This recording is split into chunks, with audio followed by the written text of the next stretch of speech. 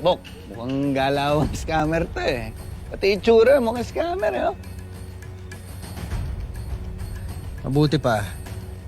Makipag-areglo ka na lang dito sa bata. No!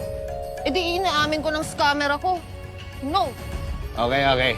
Dalawa lang pagpipilian mo. Isoli yung pera o hulihin ka na.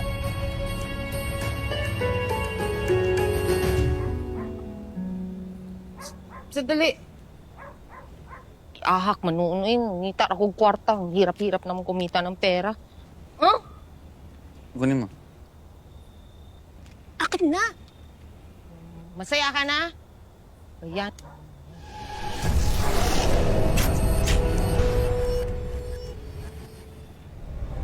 Uy. Okay ka lang?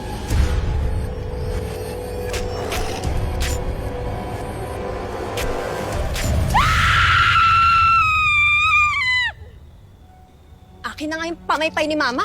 Pati ba naman to nanakawin mo?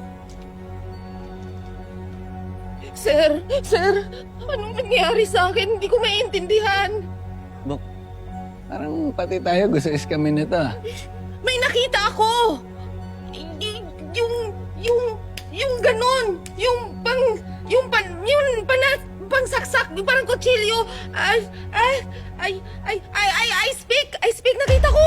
I speak? Ako, oo, hindi ko alam. Basta ang daming beses na sinaksak. Ang dami talaga. Labing-anim. 16? Oo.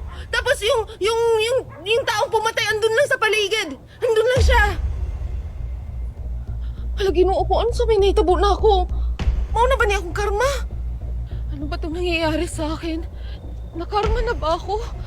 Ginoo ko, tapang. Bok, parang naisahan tayo nun ah. Nakalakad na lang ng ganun oh. Katakas na. Paano niyo nalaman yun?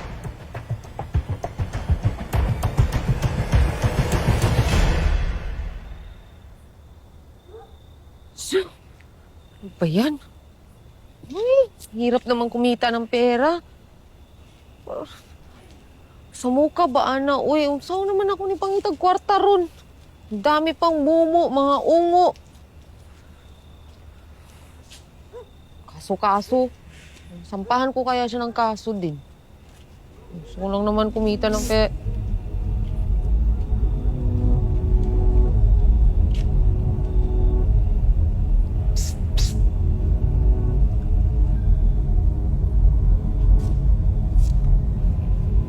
Alma.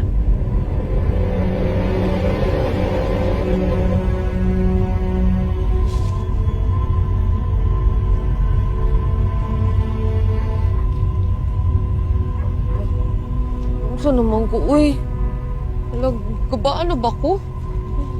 Ba't akong nakakarinig ng mga tao? Ginoo ko, nakakaon man ko. Kumain naman ako Alma. kanina.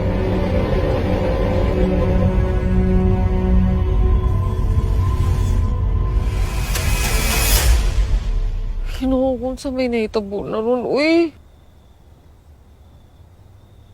Ano nangyari sa akin, uy?